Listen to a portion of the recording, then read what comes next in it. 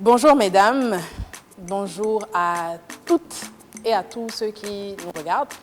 Je vous présente Madame Sarah Kodjo, qui est la CEO de Perlicious et de Dazzle Skin.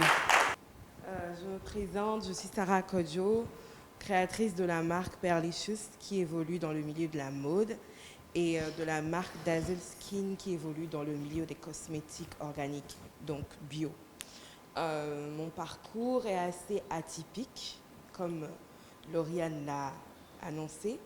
J'ai fait des études j'ai eu un bac G2 à Cotonou, à Notre-Dame. Et ensuite, j'ai fait une licence en finance au Sénégal. Ensuite, j'ai fait un master en audit spécialisé blanchiment d'argent, lutte contre le blanchiment d'argent, donc la police financière en quelque sorte. Et ensuite, pendant mes études et à la fin de mes études, j'ai eu à travailler dans différents domaines. J'ai travaillé dans le domaine de la télécom en tant que DAF par intérim. J'ai travaillé dans une compagnie pétrolière au Sénégal, la seule compagnie 100% capitaux sénégalais. Et j'ai travaillé en cabinet aussi pour l'audit pur et dur. Ensuite, je suis rentrée au Bénin où j'ai travaillé en cabinet, en entreprise industrielle agroalimentaire. Et enfin, après 7 ans de parcours professionnel assez diversifié, j'ai décidé de lancer mon entreprise, mais dans ce que je maîtrisais, ce qui était ma passion depuis très longtemps, c'est la création de mode en fait. Donc pendant que je faisais mes études et que je travaillais, j'avais commencé à faire mes bijoux en fait. Donc mes bijoux étaient ma passion, c'était vraiment mon hobby principal. Moi, je ne sortais pas vraiment avec mes camarades de classe. Non. Moi, j'étais plus dans les expositions au Centre culturel français ou lors des événements touristiques au Sénégal. Donc, c'est comme ça que j'ai bâti en fait mon réseau petit à petit. Et donc, je décide de lancer au Bénin. Donc, pour le cadre du Bénin, je décide de lancer en 2010, donc 10 ans au Bénin, mais 5 ans plutôt au Sénégal. Donc, j'ai créé Perlicious au Bénin en 2010, où j'ai commencé à recruter des gens pour les former et m'assister. Donc les bijoux ont bien pris. Au début, je n'avais pas de boutique physique, je faisais tout en ligne. J'avais créé un blog, à l'époque, je n'avais pas créé de site, j'avais un blog. Et disons qu'une fois par semaine, je racontais une histoire autour des pierres, des matières que j'utilisais. Et je postais ça sur le blog et les gens me contactaient par le blog et achetaient. Et ensuite, il y a eu l'ère des réseaux sociaux, donc le moyen gratuit, en griffe par excellence, pour toucher le monde entier, où j'ai créé une page et tout ça. Et grâce à ça, grâce à l'ampleur que ça prenait, j'ai pu évoluer. Je suis passée des bijoux aux accessoires, donc sacs, ceintures. Et ensuite, donc bijoux hommes, bijoux femmes. Je tiens à préciser, je fais des bijoux pour hommes et pour femmes. Ensuite, accessoires. Ensuite, vêtements. Les vêtements, c'est plus récent. Les vêtements, c'était en 2015 où j'ai commencé à faire des vêtements, mais précisément pour une niche. Et c'est ça qui a fait que le côté vêtements a donné l'impression que ça a pris le pas sur les autres. Tout de suite, en termes de vêtements, je me suis lancée dans la catégorie femmes rondes. Parce que personne ne le faisait. 1. 2, je suis ronde. Je ne suis pas une taille 0. 3, 70% de la population mondiale d'ici 10 ans va faire plus de la taille 44. Donc je ne comprenais pas que l'offre en termes de vêtements soit autant limitée à des tailles en fait qui ne sont pas populaires. Enfin, on est en Afrique, déjà qu'on se base juste sur notre continent, la femme africaine, la femme africaine type ne fait pas du 36. J'aime bien le geste. La femme africaine type ne fait pas du 36. Et même si elle fait du 36, elle a des rondeurs, elle a de la poitrine, elle a des fesses, elle a des hanches. Donc je me suis lancée tout de suite dans ça. Et ça a bien pris parce que ça a attiré l'attention d'un marché que je ne connaissais pas, auquel je n'avais pas fait attention. C'est le marché anglophone. Donc il faut savoir que dans la zone du Nigeria, Ghana, Afrique du Sud, la notion de mode pour les tailles dites fortes est beaucoup plus en avance que nous. Donc quand ils ont vu ce que je faisais sur Internet, j'ai été contactée pour participer à un défilé au Nigeria. Et c'est là que ça a pris une autre ampleur. Donc aujourd'hui, Perlicheuse, c'est vraiment des offres diversifiées, bijoux hommes, bijoux femmes, tous faits main, des accessoires beaucoup plus femmes, des vêtements femmes, des vêtements pour le bureau, pour des sorties professionnelles, des vêtements de soirée aussi, et enfin des robes de mariée depuis à peu près 4 ans. Des robes de mariée faites à la main. Donc voilà un peu.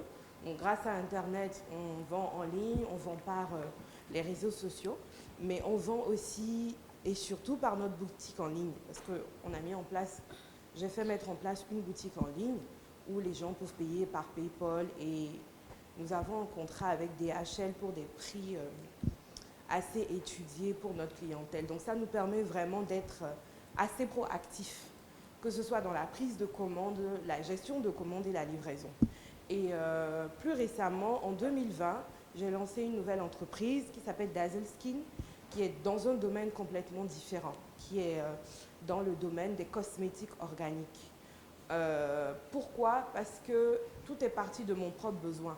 J'ai une peau qui fait beaucoup, j'ai beaucoup d'allergies, j'ai une peau atopique.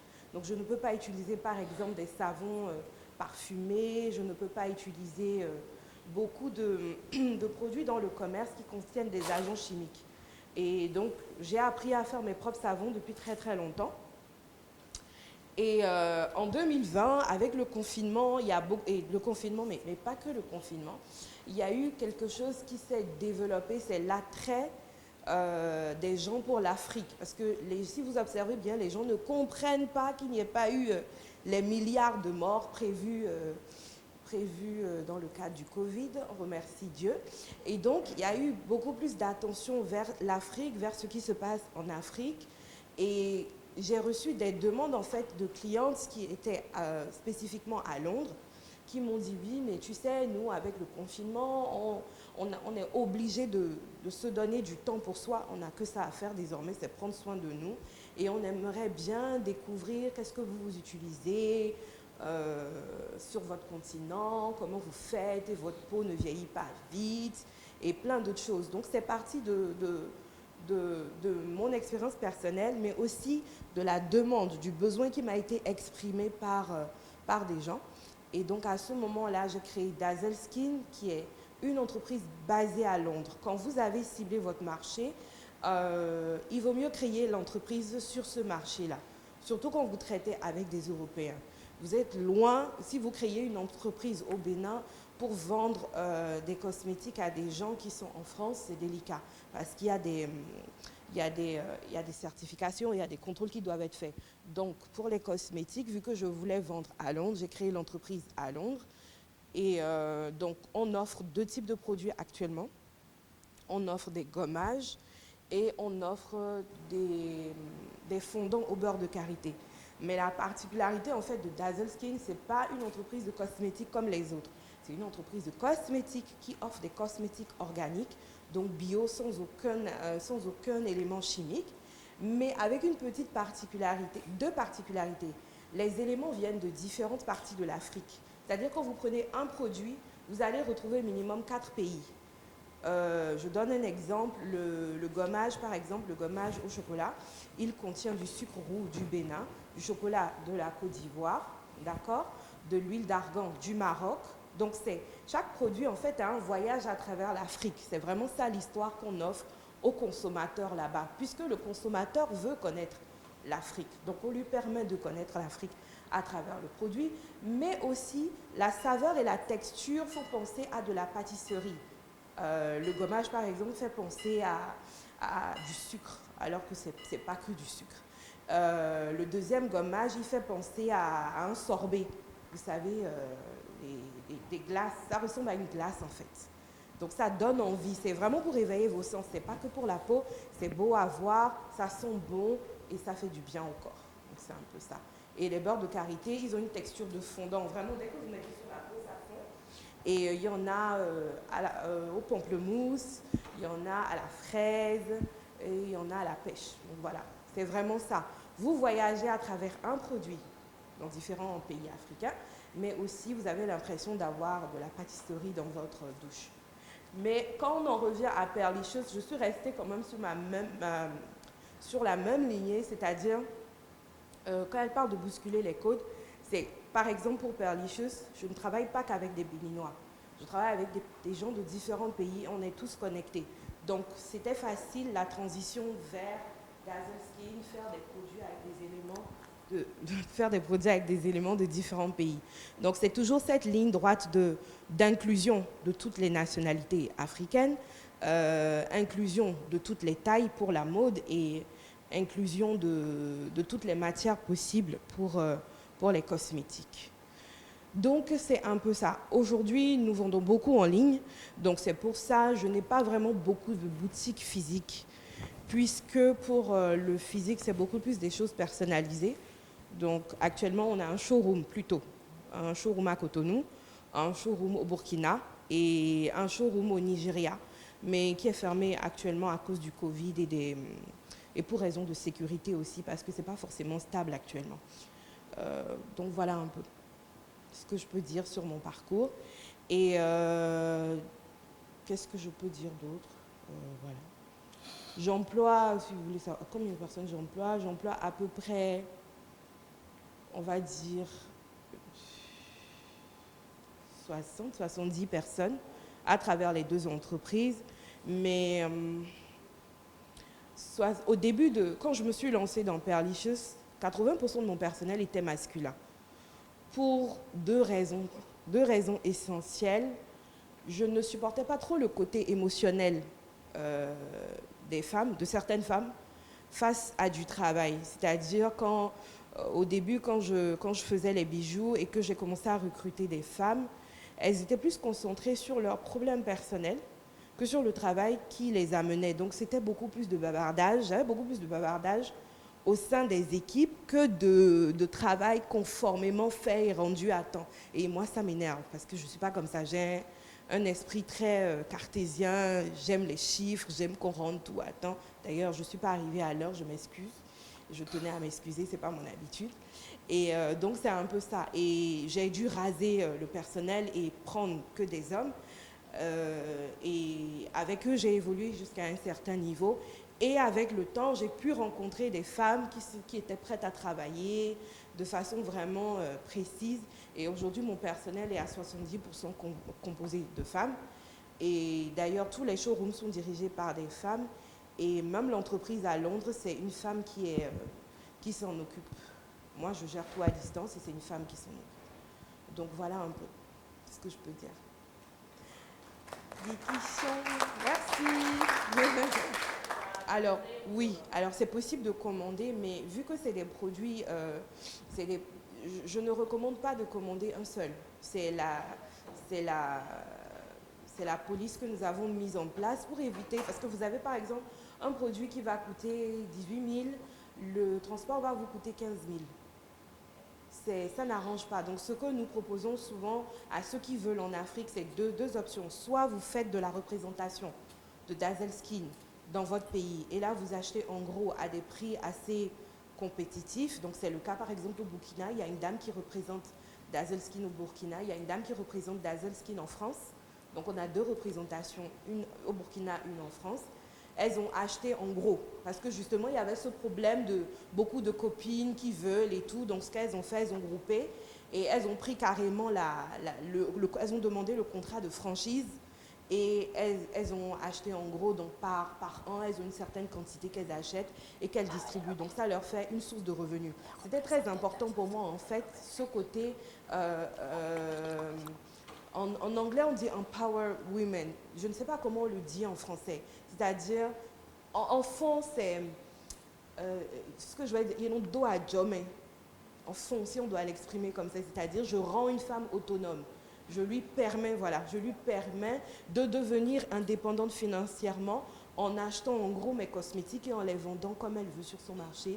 Moi, je n'ai pas mon mot à dire dedans. Et donc, c'est un peu ça la première option. Et la deuxième option, acheter en petite quantité, mais de façon quand même à couvrir, que les frais de transport, de livraison ne pèsent pas en fait. Mais il y a des prix pour ça, il y a des prix particuliers. Il y a des prix particuliers pour ça. De rien. Je crois que c'est autonomiser. Autonomiser la femme, c'est ça. Mais c'est très simple. La créativité, c'est quelque chose de personnel. Je pars du principe que la créativité, c'est un don, c'est inné, c'est chacun qui a. Et ensuite, observer les tendances. Parce que ce n'est pas toutes les tendances qui peuvent être adaptées aux femmes rondes. Il y a des choses qu'une femme mince va porter qui ne m'ira pas. Il y a des choses que moi, je vais porter sur une femme mince. On aura l'impression qu'elle a porté un sac. Donc, observer, déjà, continuer à développer ma créativité. Ensuite, observer les tendances et voir qu'est-ce qui est portable, qu'est-ce qui n'est pas portable. Voir un peu aussi le comportement du consommateur. Donc, en général, c'est sur les périodes. À Noël, vous n'allez pas proposer une collection de vêtements pour le bureau. À Noël, les gens ont besoin de tenues pour sortir. Vous voyez un peu. Donc, c'est un peu ça. C'est sur ce genre de choses que je surfe, en fait. Et comme je suis très branchée sur le marché anglophone, qu'on le veuille ou pas, qu'on l'accepte ou pas, les anglophones ont toujours une longueur d'avance. Donc, ça fait que je garde quand même une certaine longueur d'avance. Donc, c'est un peu ça. Ah non, non, non, non, non. Perlicheuse, c'est trois choses essentielles. On dit c'est la mode audacieuse parce qu'on ne va pas aller dans le classique comme les autres. Même si c'est du classique, on va mettre une petite touche qui fait que quand tu vois, tu dis ça c'est différent. C'est la mode inclusive. Donc inclusive, ça veut dire de la plus petite taille à la plus grande taille. J'ai des clientes qui font taille 32, 30. La dame, elle a 40 ans, mais elle est menue comme une adolescente de 15 ans. Et du coup, quand elle va en prêt-à-porter d'habitude ou en grande surface en Europe, elle va s'habiller au rayon enfant. Ce qui ne correspond pas ni à son âge, ni à sa catégorie socio-professionnelle, ni à ses besoins. Donc, c'est vraiment de l'inclusion de A à Z. On met officiellement sur les réseaux sociaux, on met du S au 4XL ou au 5XL. Ça, c'est les disponibilités en boutique. Mais en termes de sur-mesure, franchement, on n'a aucune limite. Et on conseille beaucoup les clientes. Comme on parle beaucoup par WhatsApp avec elles, la première chose qu'on fait quand on reçoit une requête, c'est envoyez-nous s'il vous plaît une photo récente de vous, de la tête aux pieds.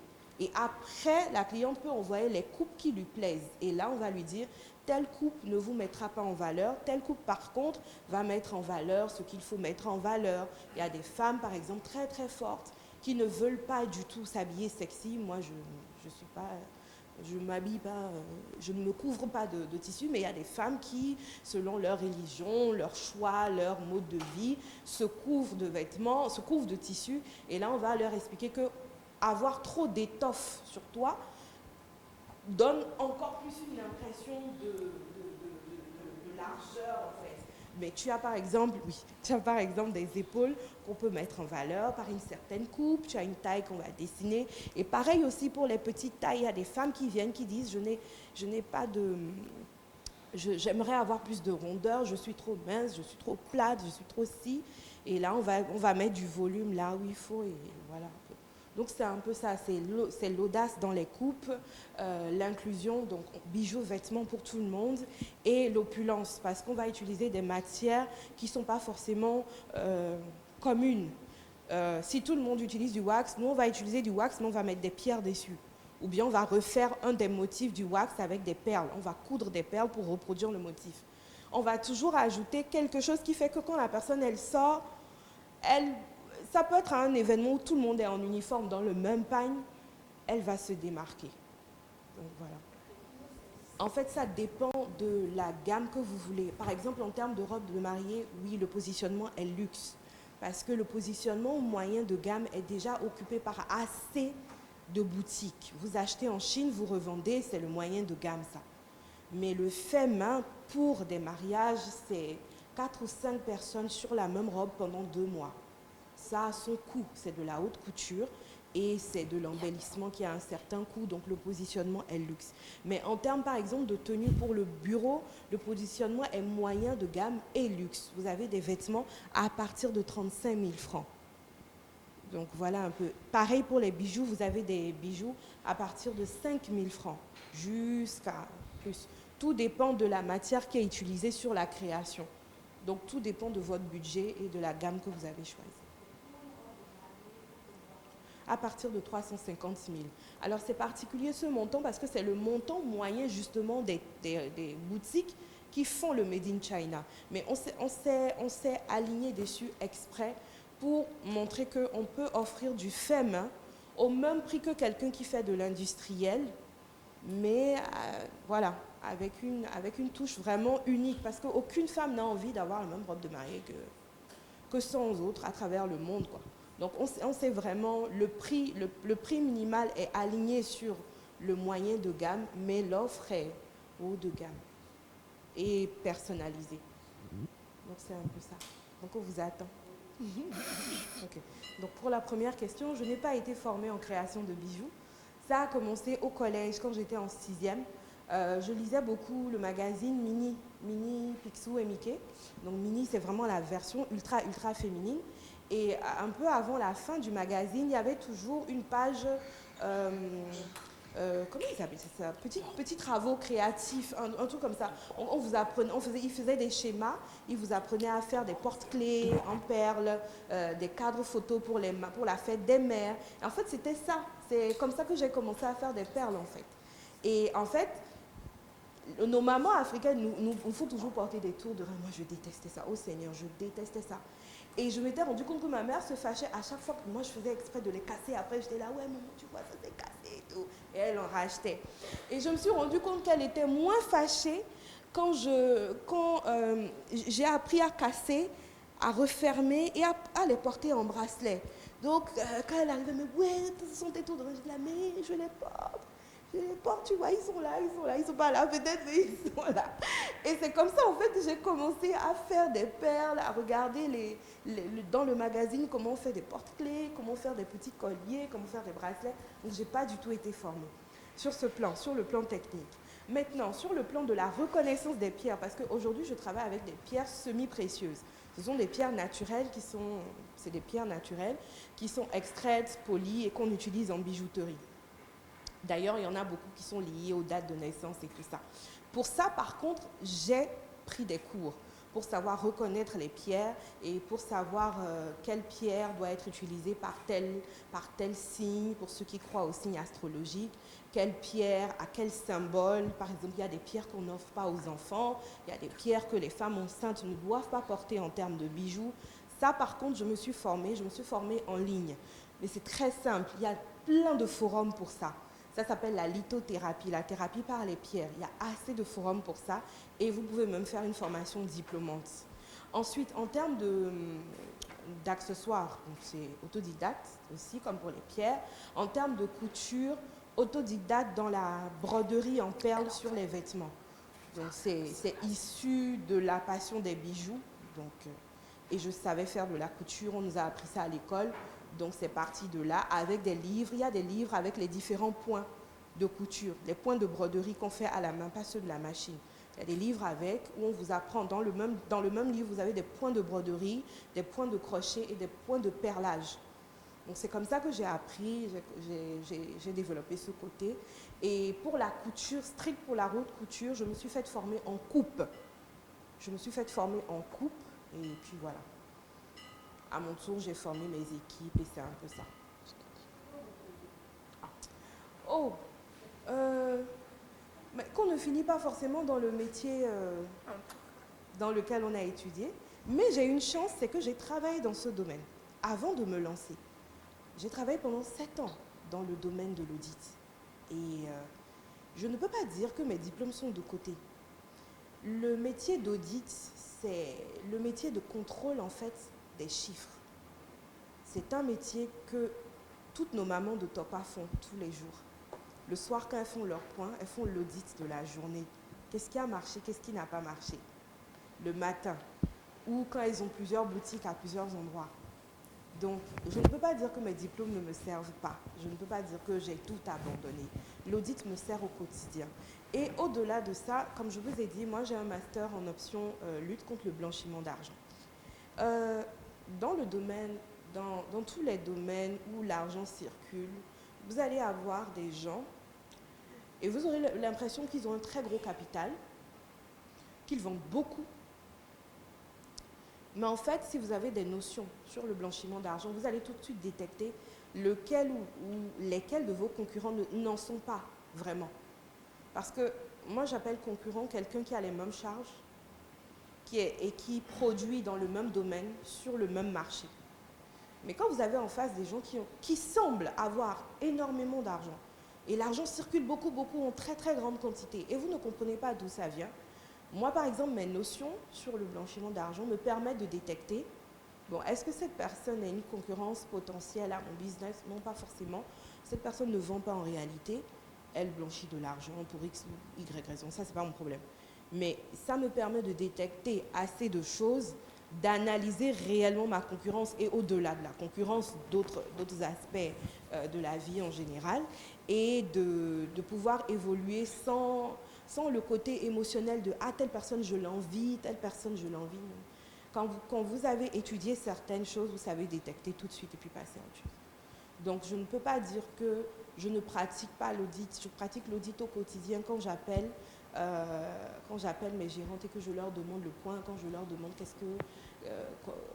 qu'est-ce qu'il faut pour qu'on améliore, quand moi-même je réfléchis sur ce que je dois faire pour améliorer plus les différentes offres des différentes entreprises. Je fais de l'audit quand je demande aux clients. C'est de l'audit clientèle. Quand je demande aux clients, est-ce que vous êtes satisfait? Qu'est-ce que vous avez à nous faire comme contribution? C'est aussi une forme d'audit. Quand je discute avec mes fournisseurs et que je leur dis, ah tu sais, il y a tel fournisseur qui me propose tel tissu en telle quantité, mais à un tel prix, alors que toi tu me proposes ça, c'est une façon de faire de l'audit parce que j'audite mes fournisseurs en termes de qualité, aussi en termes d'offres. Donc je pratique, je rends grâce à Dieu. Mais au-delà de l'audit, je n'ai pas fait que de l'audit, j'ai fait de l'anglais. Et l'anglais me sert énormément aujourd'hui. J'ai fait de la psychologie aussi, mais ça c'est récent. Mais c'est très intéressant parce que ça me permet d'analyser mon interlocuteur et de pouvoir lui répondre de manière adéquate. Donc on peut, c'est vrai, j'ai des amis par exemple qui ont fait des virages à 360 degrés, des gens qui ont étudié la médecine et qui aujourd'hui, j'ai un ami qui a étudié la médecine, mais qui aujourd'hui est pianiste. Ça n'a absolument rien à voir. Il gagne peut-être moins en tant que médecin, mais il est extrêmement épanoui par rapport à la période où il était médecin, il était même chirurgien. C'est pas n'importe qui. J'ai une amie aussi, elle a fait des études de droit, mais aujourd'hui de droit maritime, mais aujourd'hui c'est la patronne d'une ONG qui s'occupe de l'insertion dans le monde professionnel de filles qui ont subi des viols ou de l'inceste, ce genre de choses. Elle est passionnée de ce qu'elle fait. Et ça l'a fait voyager énormément, rencontrer plein de personnes, alors que ça n'a rien à voir a priori avec sa formation. Elle a fait du droit maritime.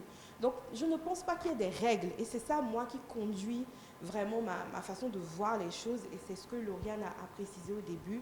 Il ne faut pas s'enfermer dans « ah, j'ai appris telle chose, je ne vais faire que ça jusqu'au bout ». Vous allez, excusez-moi l'expression, vous allez crever de frustration parce que vous allez voir d'autres personnes épanouies, d'ennui parce qu'à un moment, vous aurez fait le tour de ce que vous avez appris et ce n'est pas une vie. Donc, il n'y a pas de règles. Vous pouvez apprendre quelque chose et finir épanoui dans autre chose. L'essentiel, c'est vraiment de se dire, ok, quand je regarde en arrière, j'ai quand même laissé une trace, j'ai fait quelque chose, j'ai apporté quelque chose à la société. Même si c'est une petite pierre, j'ai fait ça. On peut dire que moi, c'est moi qui ai planté ce petit caillou-là dans toute la structure. Je pense que c'est ça qui est important. D'autres questions? Non. Non? Ah, vous êtes gentil. Merci beaucoup, madame. Merci beaucoup.